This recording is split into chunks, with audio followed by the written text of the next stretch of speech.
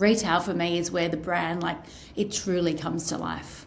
And not everyone can open up a retail store. Anyone can sell online. So if you want a true, robust brand, I believe that retail is so important. And yes, it's hard, and yes, the overheads are big, and the wages and the risk involved in that is quite heavy, but it's where the customer can come in and she feels connected. There's community, she can touch and feel, and actually the brand is there and it's alive, and you can feel and smell and interact. Hello and welcome. I'm Elizabeth Formosa, the founder of Fashion Equipped, a Melbourne-based strategic growth advisory working with clients globally. On this podcast, I sit down with fashion founders, industry leaders and innovators, all who are shaping the future of fashion. We explore what it really takes to build and scale dynamic, profitable and resilient fashion businesses in a complex and competitive landscape. We go deep into leadership and mindset, financials, brand, product, sourcing, sales and marketing strategy. And we do not skim over the commercial reality required to grow profitably and sustainably. These are honest conversations grounded in real experience from people who are building, evolving and growing businesses every day. If you want to refine your strategy, strengthen your structure, lead your business with more clarity and continue to grow, you're in the right place.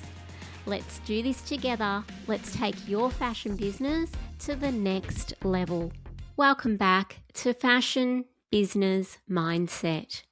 Today, I'm joined by Kiki Keysers, the founder and creative director of a much-loved Australian brand, Kivari. As I was speaking with Kiki, I found myself reflecting on just how many of the moments she's navigated in building her business are the same moments that I see time and time again with my clients.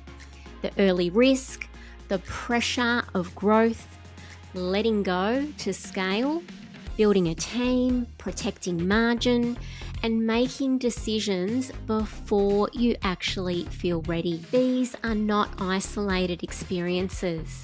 They're all part of the reality of building and scaling a fashion business. And it's through years of working closely with founders and business leaders at all stages that I've seen just how common these moments are and how important it is to navigate them with clarity and intention.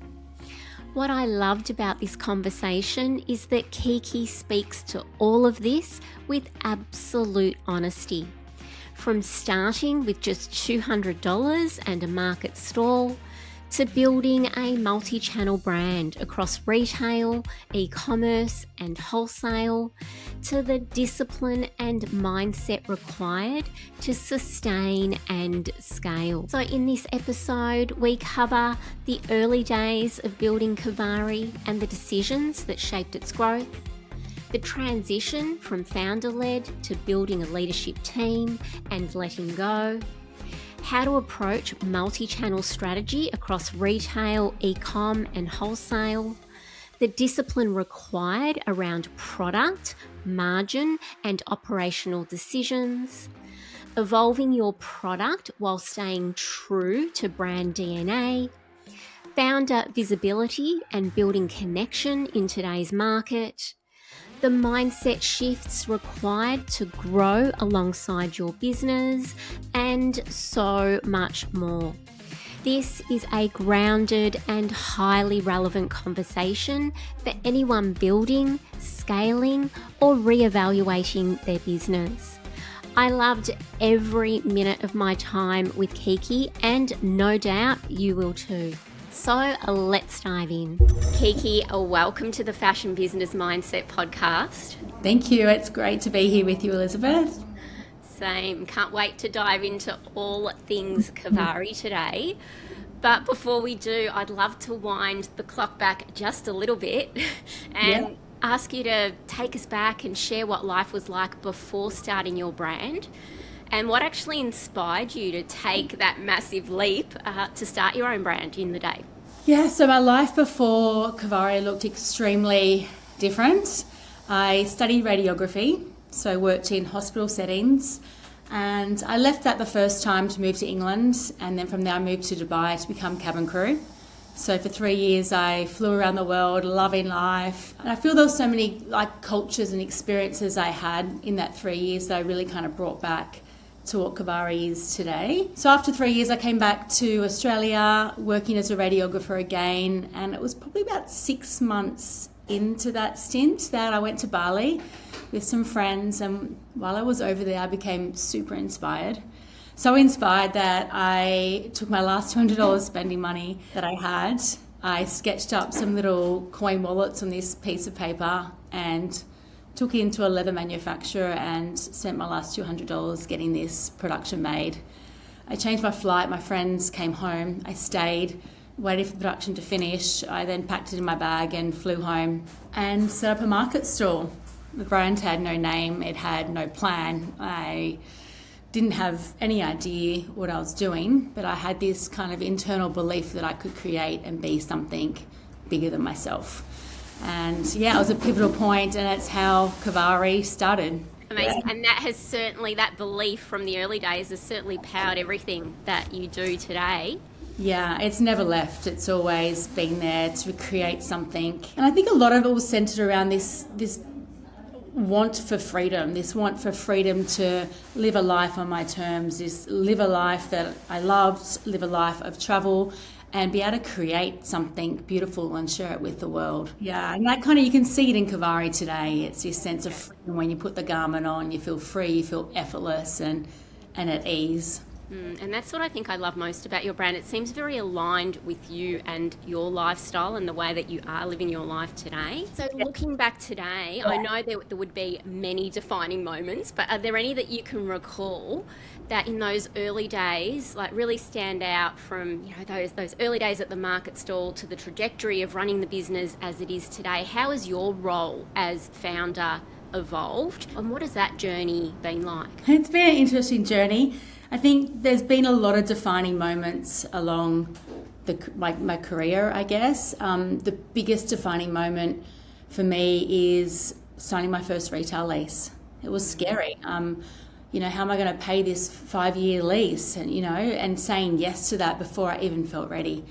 And the same thing with my first employee. I was nervous. I was scared. How am I going to hand over what I have built and done to, this person to help me grow and build the business? And not only that, I've got to pay. I've got to give her a salary. She needs to live. So there's all these defining moments. That was 2 of them. And the third, I would say, is bringing on a GM. Because again, you're losing control and giving to someone else to take and run with essentially what is your baby that you've brought up from the ground to where it was at the time. And the more recent one is having a CEO come on board as well. So that's been 2 years. And again, it's letting go of that control, and it's scary. Yeah. And it's hard to do that when you were the accounts and you were the finance and design and production. You were everything. Yeah. To slowly give that to other people in the business is hard. It takes a lot of guts. It takes a mindset shift, but the business will not grow and can't grow if you can't allow yourself to do that. So yeah, for those tuning in that are in the early days, can we take them through a little bit of a timeline on when all of that happened? So you mentioned the store, big commitment, the first employee, huge commitment, the GM, the CEO. What kind of timeline did that all kind of fall into place? Because we know this doesn't happen overnight. No, of course not. So timeline, so I quit radiography and moved to Sydney in 2014. And from there I did 1 market, and then I moved into pop-up shops. And it was probably about a year after the pop-up shops I moved into my first retail lease. And a month into that, I hired my first employee because I needed help working on the shop floor and then packing the orders and the wholesale. So that was the first employee. And from there, the GM came on board 3 or 4 years later. Okay, yeah. Yeah, and then it's the CEO. Quite early on in the business to be making these big commitments, right? Yeah, I just actually realized earlier on that I needed help and support and Yeah. to not have an ego. And I knew I wasn't the best person to lead. I'm good Yeah. at the creative side of things, but people management it wasn't my forte. And I have learnt a lot since then. Yeah. But having someone to come on and really take that, and that's their strength, and letting them do that has been such a gain and a win for the business and myself. Yeah, amazing. And what did online look like at that stage of the business? So you launched in 2014, Yeah. jumped into physical retail. What did online look like? It was slow. Yeah. It definitely was outperforming the retail space. Everything was obviously tracking well until our friend COVID came along, and I pretty much didn't have a business overnight. It was gone. My stores, 2 stores at that time, were closed, and online was zero. I had to let the team go and kind of rebuild it post COVID, and that's kind of where the brand has really kicked off and had more momentum post that. And so when you say rebuild, so did you close down your stores? They were open when we could open. We still had the spaces. We had two Okay. at the time. Yeah. But it was minimal trade. It was either closed or it was hardly selling anything. You know, majority dresses back then, and no one was going out to wear their pretty dress anywhere, unfortunately. No. What did you do to get through that period? Did you change direction in terms of product aesthetic just to keep things going? Or, yeah, what did you do? We tried a little bit. We did some loungewear. It wasn't successful, to be honest with you. We held tight. I've never borrowed money in the business, so I didn't have a debt to pay, which I guess is such a blessing in disguise because I didn't owe anyone money. So, yeah, we had some savings, held tight, had to let employees go, and just we got some rent rebatement for one of the retail stores, one we didn't, and just held tight and just pushed through as best we could. Yeah, well done. Here you are today. Crazy even talking about that. I feel like it's such a distant, horrendous memory, but I know. yeah. Return on resilience, everyone. We always talk about return on resilience, and you push through. Before we dive into all the business dynamics, I do want to shine the light on you as a founder because you have been showing up consistently. You're so visible as a founder across socials and all the content that you put out there. You're sharing your journey. You're sharing your perspective. You share the raw and the real, which is what I absolutely love about you. Everything just lands and resonates that you put out to the world. Kiki, can I ask what's driven that shift and what role do you see founder visibility playing in building a fashion brand today? So firstly, showing up online for me has been scary and it's hard to do that, but it's also been one of the biggest growth lessons for me personally, to be able to get in front of a camera and talk to camera and be judged by everyone in the whole wide universe. Like, it's hard and it takes a lot of resilience to keep doing it and keep trying. But the reason I want to share what I do and my journey, because me 10 years ago, I had no one. I had no mentors. There were no mentors. There was no social media. There was no groups or women's groups, or there was nothing. Yep. And so for me, if I can be that person to share my journey, what I'm doing, how I'm feeling, if I can help and support anyone in any way, like, that is a win for me. So it's about giving back. And honestly, the amount of people I've had DM me and message me saying, "Thank you so much for sharing. I needed to hear that today," has been insane. And even just that one comment a day gives me a push to keep on going and keep on sharing. So it's been a really beautiful journey and there's more to come. So that's one of the reasons. Second is, the rise of AI. I don't want Kivari to be a faceless brand. Yeah. And for a long time, I hid behind the brand and didn't show up and didn't tell my story. And for me now, I just feel like there's so much noise out there. And if I can be the face of the brand and really grow and tell and explain, I think that is a win for not only the business, but myself personally as well. Yeah, I absolutely love that. And has your team also embraced that? We have this term now, which is employee generated content. So EGC instead of UGC. The team following your lead, are they happy to get involved in getting in front of the camera and talking about Kivari and sharing behind the scenes? I haven't really asked them specifically yet, but I should.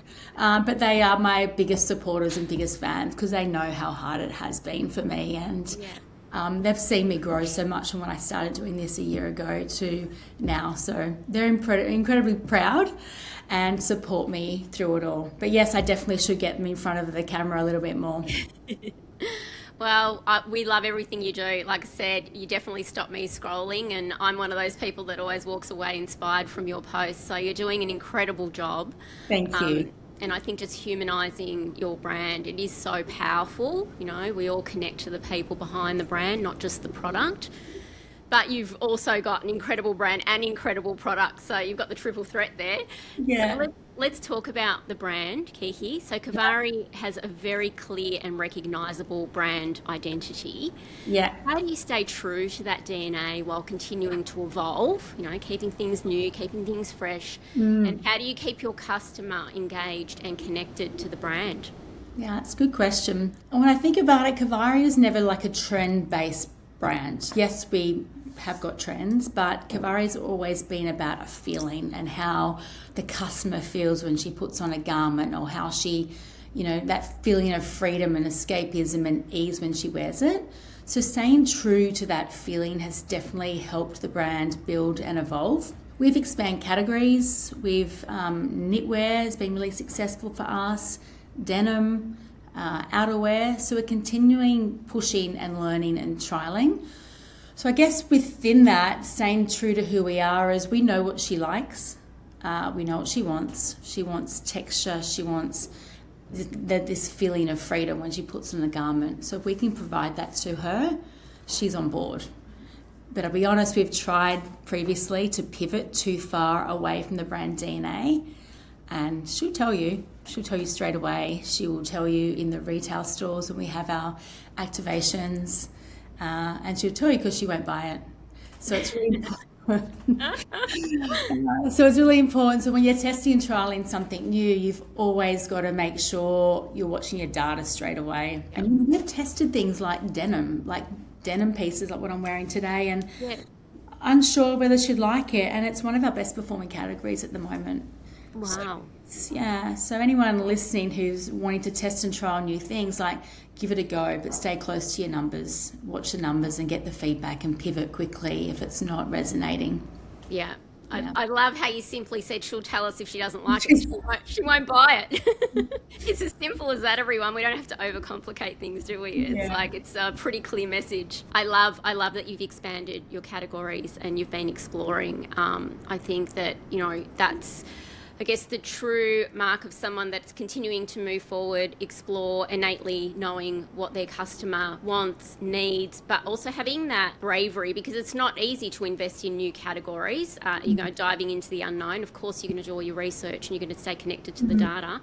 But there is an element of risk there. So, but it's absolutely kept your brand, I guess, at the forefront, because there always is something new to explore, which is very exciting. You know, being connected to a brand as a customer, and it keeps you in the brand as well. Well, I've been buying my, you know, special occasion. Now I can buy my denim. Now I can buy some beautiful luxe basics. You've hit the nail on the head there. Yeah. She used to come to us for that dress, and now she's coming for like a full lifestyle. Like you said, detailed basics, the denim, the outerwear. She's coming to us for everything now. And that's only because we have tested and trialed new things. Yeah.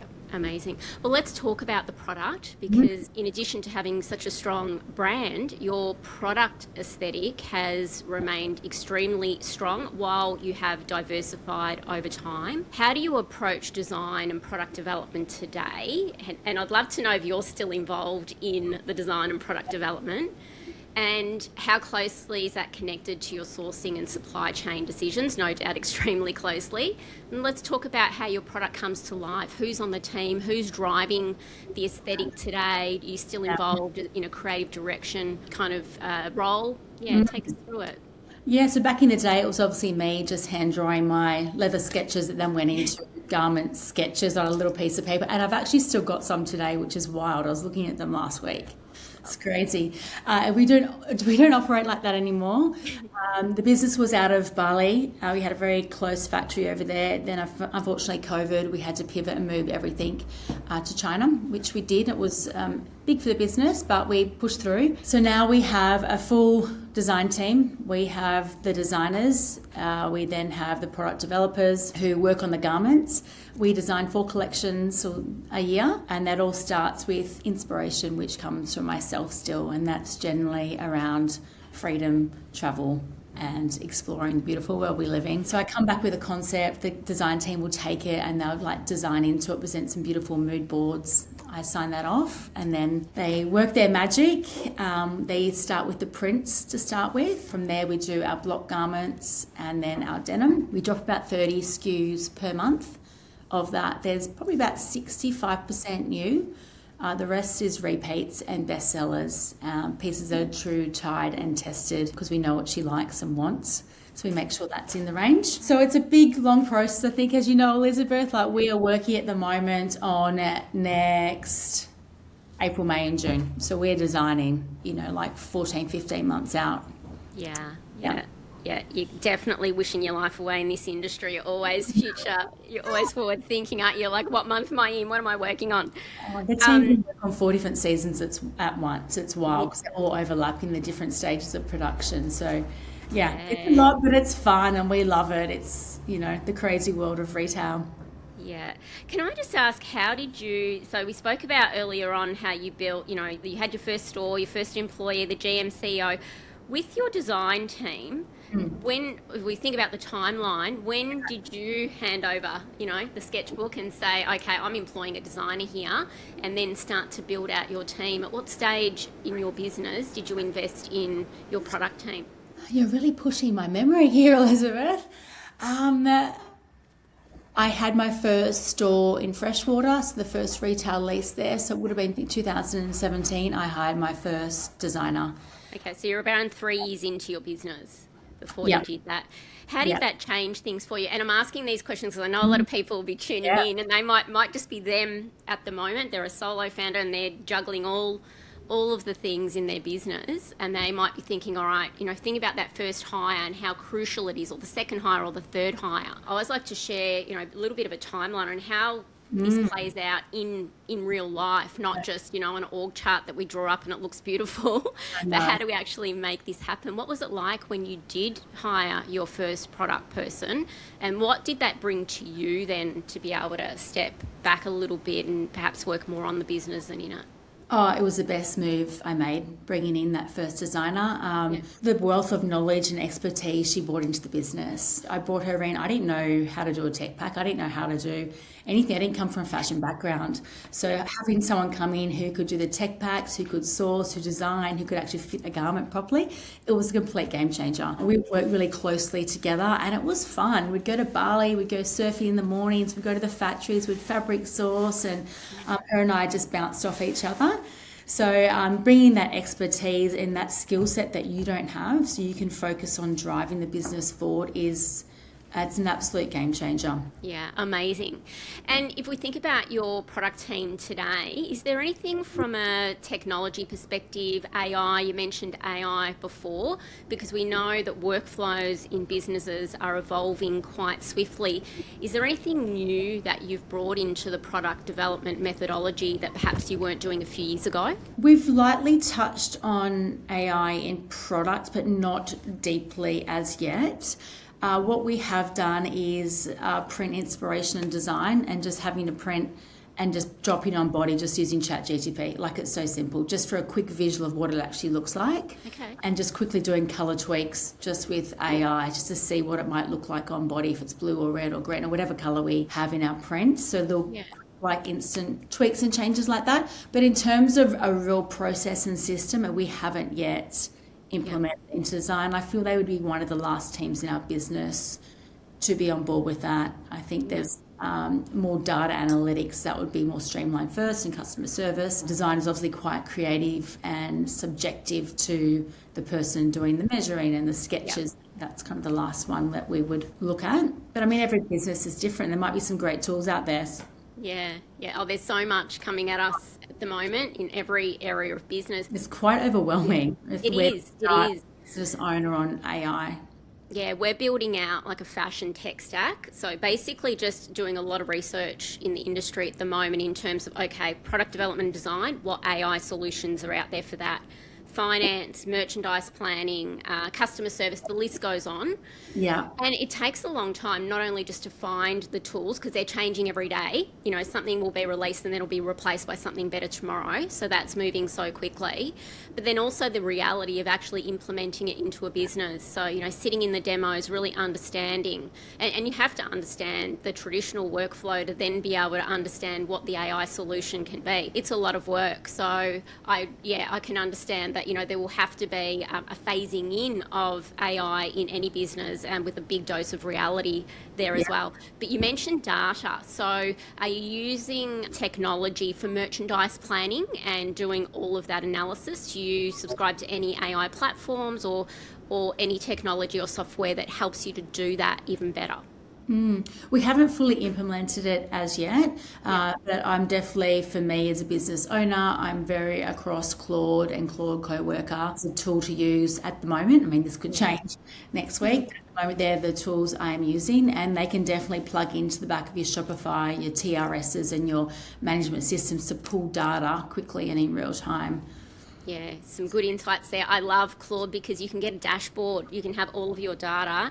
I think it's the artifacts you can use to actually get a visual dashboard now. It's pretty mind-blowing. I've been doing a lot of workshops. I was sitting masterclasses, but every time I sit in one, there is something new that's just been released. Yeah. So definitely for everyone out there, definitely something to connect with if you haven't connected with Claude yet, or any of those platforms. They're pretty powerful. And again, if you know the subject matter and you know what you want, you can kind of build that workflow in between it. And I think it's just looking at the low-hanging fruit, so to speak, on where you could bring AI in the easiest, the quickest, and have the biggest impact. Yeah, absolutely. Just back to product and supply chain, you mentioned moving from Bali to China. What does your supply chain ecosystem look like today? Who kind of leads that up? And how does sustainability work into the ethos of Kivari as well? Yeah, so all our suppliers are managed by the design and product teams. We have really great relationships with our suppliers.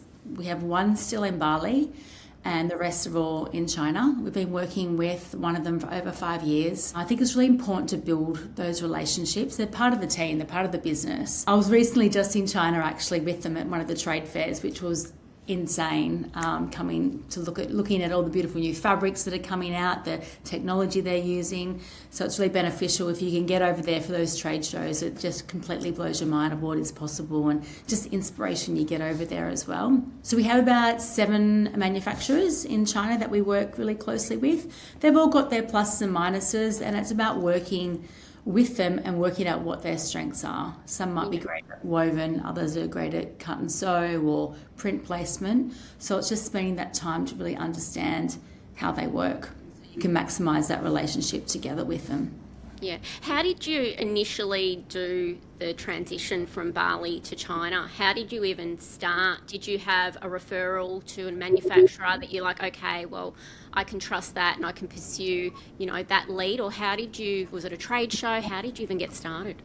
It's exactly what happened. I had a contact through a friend, 2 factory contacts. So I flew over to Shanghai, arranged some meetings, met with both of them, got a weird vibe from one of them, and went with the one that I had a good vibe with. And they were a manufacturer with us for about 4 years. They have a little bit of production still with them now, but not as much. Yeah.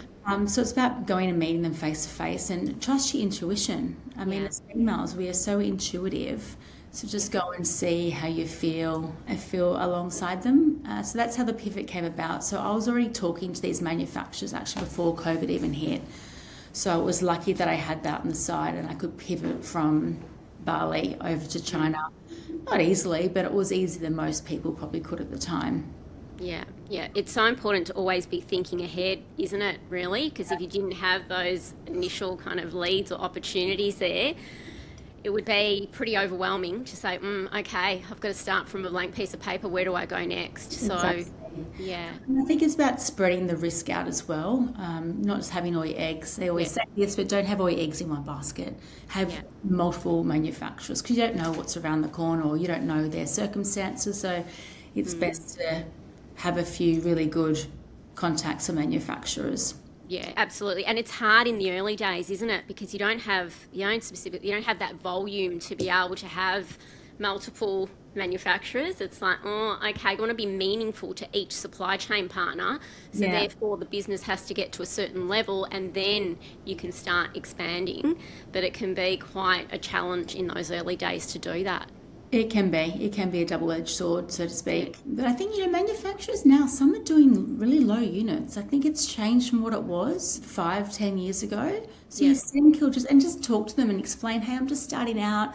I'm starting with these small units. My plan is to grow. I want to partner with you and build that relationship that way. And you'll find a lot of the time they'll come to the party and want to help and support if Yeah. you're honest and communicate that with them. Great insights there, everyone. Take that one and run with it for sure. Before we move on, I wanted to just talk about your beautiful prints that you create at Kivari because they're quite central to your aesthetic and there's a lot of storytelling around them. How do you create these beautiful prints? And is the theme of the print aesthetic for the season coming from your adventures and you briefing that into the team? It is, yeah, exactly. So it's about the underlying theme, and then from there the prints evolve and develop. A lot of the time I go vintage shopping. I love going to Paris and finding vintage scarves and prints. So I'll bring that back, and I have a whole library of them now. And we kind of pull them out and work the theme into the prints and the print into the theme. So it's a lot of massaging, a lot of time, a lot of energy that goes into that. We have 2 print designers in-house, a senior and a junior, and they are honestly incredible. They work into the colours, into the palette, into the design, and it's really massaged into the whole collection. They're gorgeous. It's always, always stops me again. I think it was your sunset print was the last one that I was absolutely in love with. I got your little mini dress. Oh, she's cute. But it was just kind of like the storytelling across the whole garment. Yeah, they're really quite unique. So definitely a standout. I think it's something that Kivari is absolutely known for. Yeah. I did want to ask you, Kiki, earlier, for our audience, what does Kivari mean? Okay. So coming up with a brand name was honestly one of the hardest things I did. Kiki, my nickname, is Ki, and then Vari means by the water in Hindu. So I love the water, I love the ocean, very coastal. So put the 2 names together and yeah, Kivari was born. I absolutely love it. There's just that connection to everything you do, from the name of your brand to the brand ethos through to the product and the storytelling. So absolutely love it. Now, Kiki, I'd love to talk about the state of retail now. Let's get into the serious stuff. I know.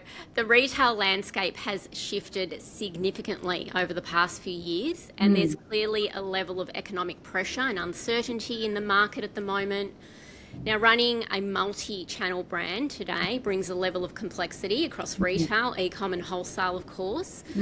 From your perspective, Kiki, how is trade performing across your different channels and how are you managing that balance in terms of focus and investment? Personally, I believe in a strong omni-channel strategy and experience. So each channel has its own purpose. Our wholesale channel is brand exposure globally. Digital channel is fast reaction. It's also a great read straight away of how a product's performing. It's also a great channel if you want to clear extra stock for sale periods. And retail for me is where the brand, it truly comes to life.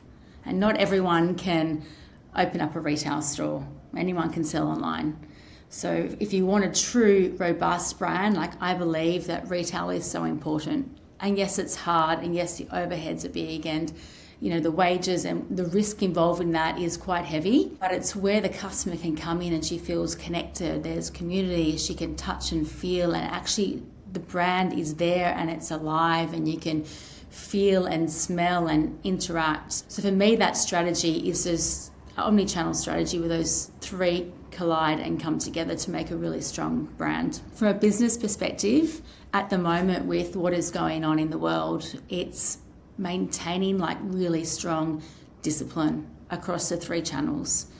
Like in a flying market when like everyone's happy and spending money, it's, you know, you can have margin slips, you can have overspend on your OTBs, you can add that extra staff member to the team. But when things tighten and there's no money to spend in the economy, you need to make sure that you are so disciplined.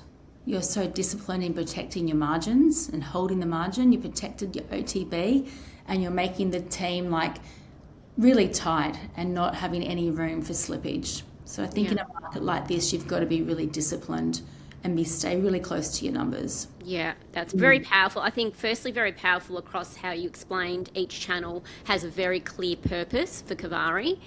And that discipline, can we dive a little bit deeper into the discipline? I'm sure everyone is thinking, yes, that makes sense. How do we tighten up? How does that discipline manifest across those channels? What are some of the tangible things that you and your team are doing just to really tighten up and ensure that each channel is really stable in a vulnerable market? Yes, I think it's knowing where to invest and where to hold and where to pull back, which are the channels that are most risky for a business.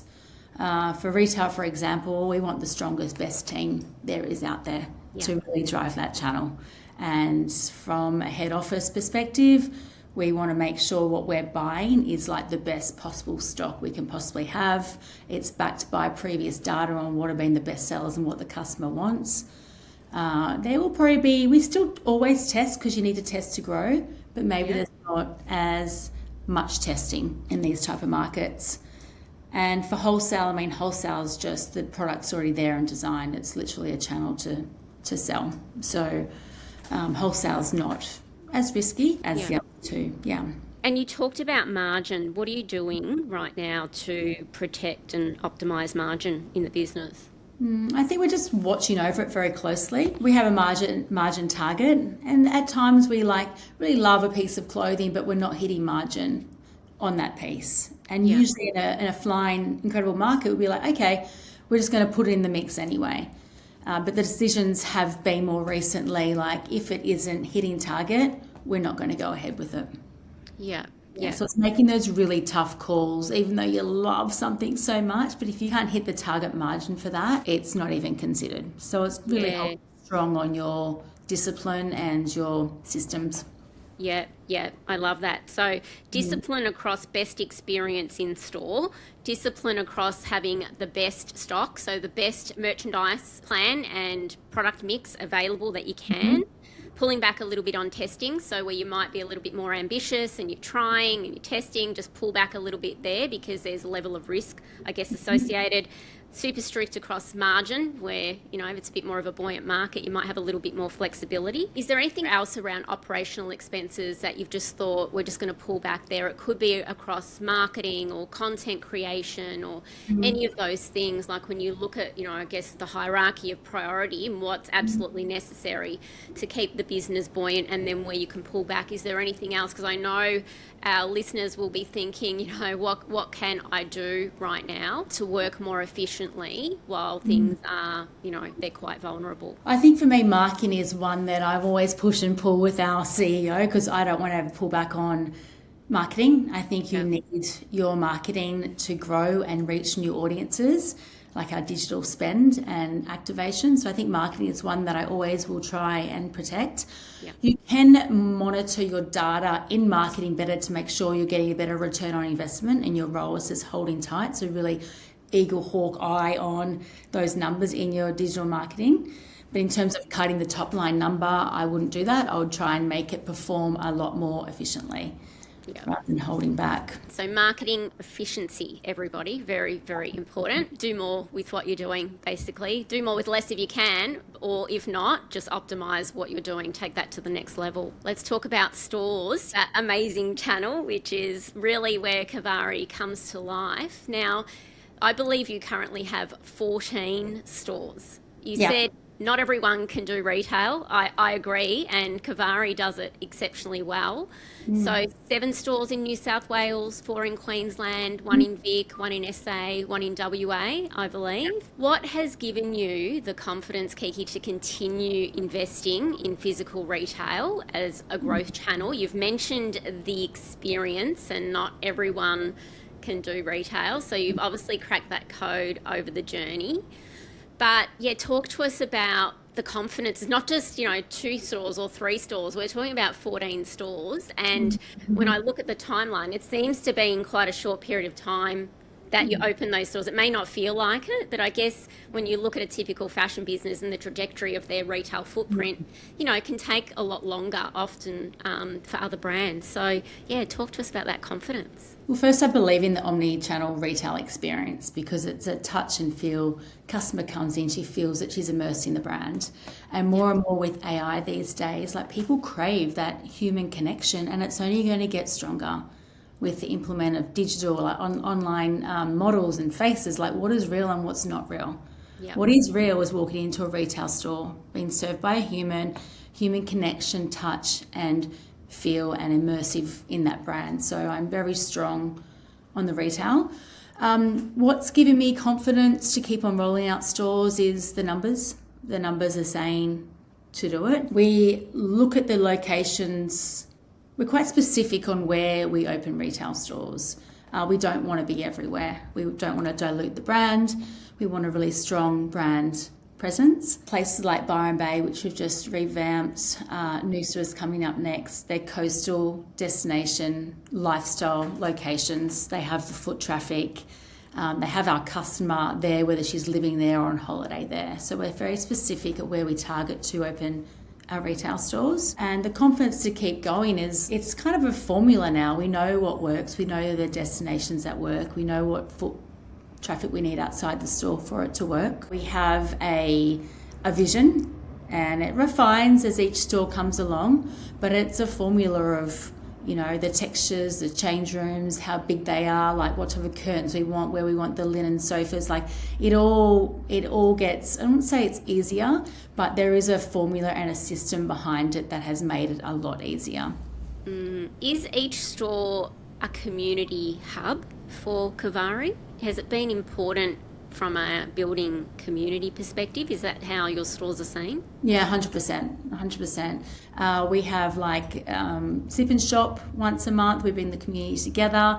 They all come in and enjoy the new range and collection. We have an incredible team who have built really, really strong relationships with a lot of our VIPs in our community in the area. So It's fun. It's a vibe. You walk into store and it's, the team are great, the community, the customers are fantastic, and people enjoy that human interaction. Yeah, love it. Your stores are gorgeous. I was in Noosa, I think it was February, and your store actually closed for a few days, and it was still closed when I left, so I didn't get to see what was happening behind the scenes. I'm not sure if you were doing a bit of an elevation in the Noosa store as well, but I noticed, Byron, you've just done a complete refurbishment. So tell us about the importance of, I guess, keeping the stores fresh and new, and the meaning behind, as you mentioned, the Byron Bay store, and what you've done there and what you were celebrating recently through Byron.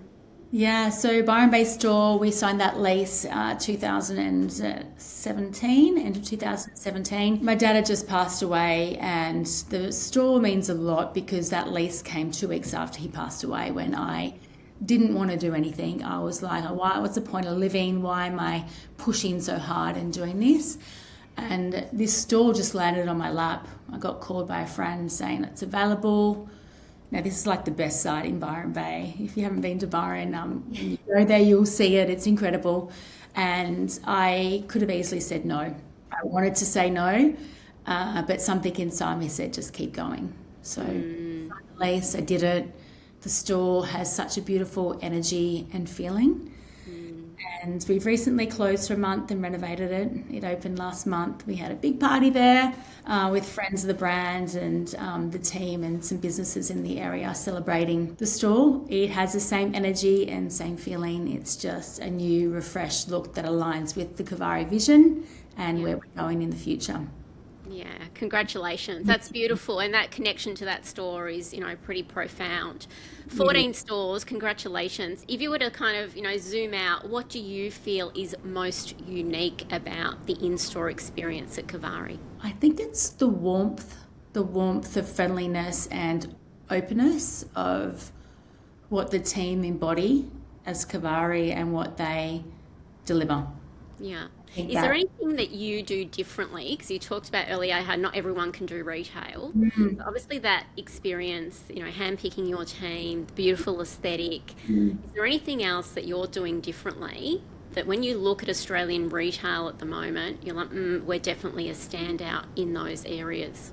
I feel I'm very still connected to our stores. And I know a lot of time when businesses grow, the founder steps back. And yes, I've definitely stepped back. I've definitely let go to grow and let the team do their thing. But I love in-store visits. I love seeing the team. I love spending time with them. And it could only be half an hour or an hour. When I walk in there, if they're busy on the shop floor, I will get in and help them. I'm happy to steam clothes at the back. I'm happy to serve customers on the shop floor. I think they see that and they appreciate, and they've told me this, they appreciate a founder and a leader who can step in and do that and not be as hands off. So I think that's definitely been a big driver in the retail landscape for us. I love that. And I guess based on where you're at in your founder journey, you get to pick and choose, because I've heard you say, I think it was actually in a recent post, you said your business isn't scalable if it needs you to Yeah. survive, which I totally agree with, because we can't hold everything up, for the entire duration of, all of the phases of business. But you're choosing to spend your time in the store because there's a powerful outcome and it fuels you. How does it feel to have that kind of flexibility at this stage of your journey to pick and choose where you show up? It's been a long road for me to get there. Yeah.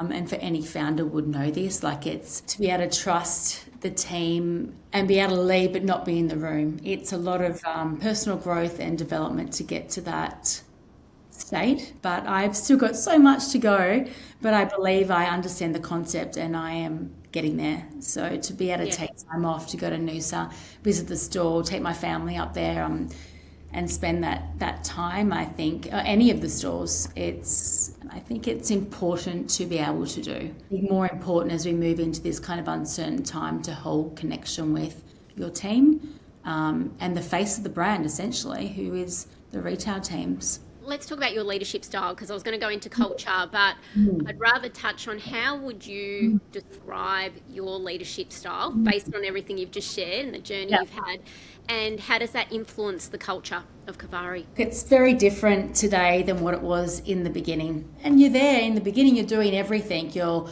finance, design, like I said, you're doing every hat. You wear all the hats all the time and it just doesn't stop. But as a business grows, you've got to step back. You've got to let your team lead. You've got to trust them. You've got to empower them. And it's hard. It's hard to do when this is your baby that you have loved and brought up, and then you step back and let it go because it's bigger than you and you can't keep doing everything. But yeah, I guess I lead by example. I like to, like I said, be on the shop floor. If it's busy, I'll get in there and help out. What I love about our head office is if we've got a sale period, everyone gets down there and supports our team on dispatch. From finance officer to wholesale to marketing, they all get in there and help each other out. And I feel that builds a really strong team culture when you've got a team that can stick together through thick and thin and lend a helping hand, even if it isn't in their normal area of working. I think that's a really strong culture. Now, Kiki, building a brand at this level requires sustained energy, focus, and continuous growth over time, which you've shared so much of.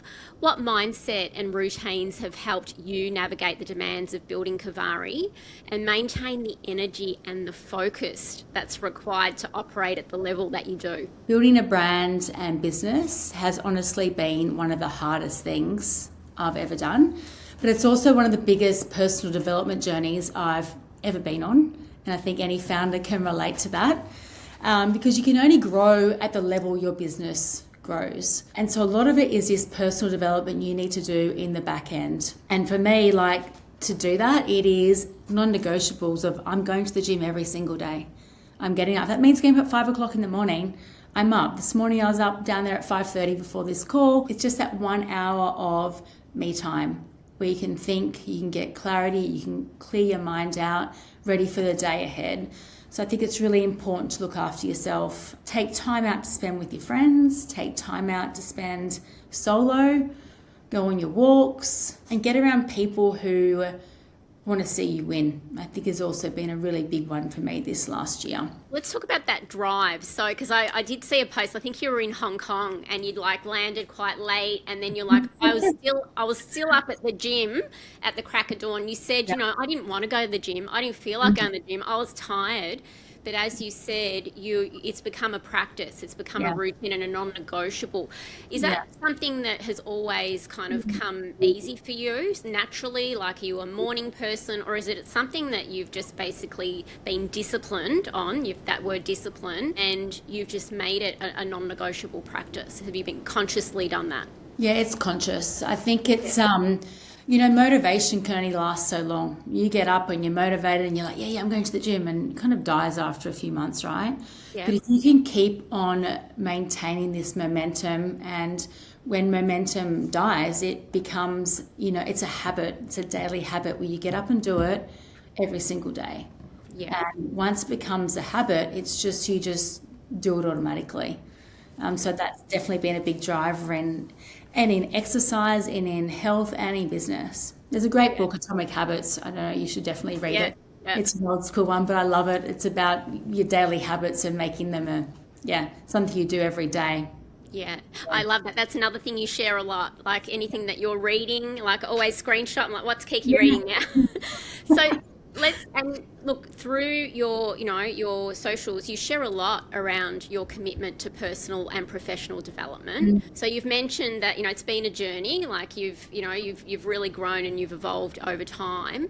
Have there been any specific mentors or advisors or key influences that have played a really significant role in shaping your journey? And that might be a book, it might be a podcast, it might be a coach.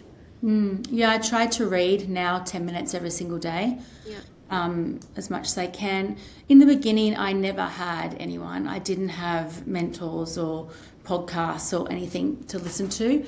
Yeah. And a couple of years ago, I was completely not in a good place. I got really sick, run down.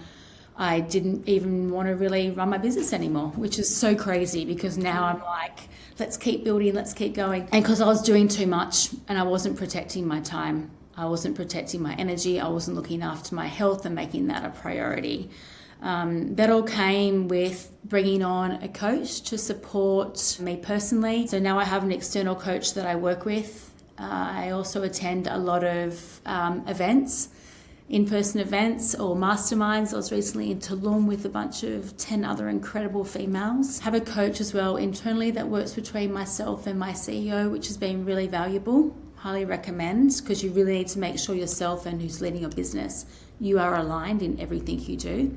Any misalignment can cause problems. Any external events you go to, it's just so incredible being in rooms where people have done what you're doing, who believe in the vision, even if you can't see it, they have this belief in you, and it has been really powerful, and something that I've really enjoyed these last few years. We could do a whole podcast on personal and professional development and the whole timeline and trajectory and what you've got out of each thing that you've been involved in, because I always see you sharing something new, or you are at an event, whether you're there or you're speaking or you're on a coaching call. You're on a coaching call at some ungodly hour, but you're there and you show up. Yeah. So I absolutely love it. Now, Kiki, if you reflect on your journey so far, what is one piece of advice that you would give to founders currently building their brand and business? Confidence comes by doing. People sit too long waiting for confidence to suddenly turn up on their doorstep. And what I've learned from experience is that doesn't happen like that. Confidence comes when you say yes before you're ready. You take baby steps, one foot in front of another. It works out, bang, confidence comes in, and that gives you more confidence to keep on going. So if you're sitting there on the fence waiting to make that move and you're scared and you feel like you're not ready, I challenge you to say yes and dive in and build the confidence that way. I love it. Thank you for that. Now, Kiki, finally, what excites you most about the future of fashion, and what are you most focused on as you continue to grow your beautiful brand, Kivari? Thank you. I'm excited because there's so much ahead. I feel at times crazily that I'm just getting started. I want to keep building. I want to keep growing. I want to keep sharing the journey of Kivari with the social media platforms. I'm excited to embrace AI and bring it into the business. I know a lot of people are potentially scared of it, but it's coming and it's here, and I don't believe it's going away. So kind of getting involved in that and learning as much as I can and sharing it with the team to help them and their careers. And I want to keep growing and building the brand, and yeah. More fun, more freedom, more time with family. I believe you're going off on a trip. I love again that you've got to this place where you've built like a lifestyle business where you can also take time out for you. Yeah, it's been a big step, and yeah, this last year was all about saying yes to adventure. This year is our same motto, more adventure. You don't have to be in every single room to lead it, and I've learnt that along the journey. So yeah, taking a month out, heading to Tasmania shortly with the family, so I'm sure you'll see all my posts from down there come up on your feed. I cannot wait. Kiki, thank you so much for being so generous with your time and sharing your knowledge today and pulling back the curtain and sharing behind the scenes at Kivari. We love everything you do. We can't wait to see what you do next. Congratulations to you and to your team on everything you've achieved. You're amazing. Thank you, Elizabeth. Thank you for listening to Fashion Business Mindset. If this conversation resonated, I'd love to stay connected. At Fashion Equipped, I work as a strategic growth partner to fashion founders and leadership teams, helping them bring clarity to complex decisions, to strengthen structure, and build more profitable, resilient businesses. You can head to fashionequipped.com.au to explore our advisory services and to join the Monthly Edit, a curated monthly briefing sharing industry shifts, strategic thinking, and practical ideas to help you continue to move your business forward. If social is more your space, you'll find us at Instagram at Fashion Equipped and at Fashion Business Mindset.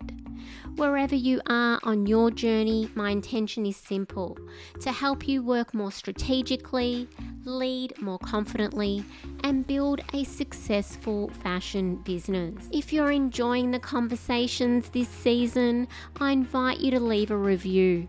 This really does help the podcast to reach those that can benefit from it. I'll see you in the next episode. This is a Guide Your Light Network production, creating podcasts with purpose.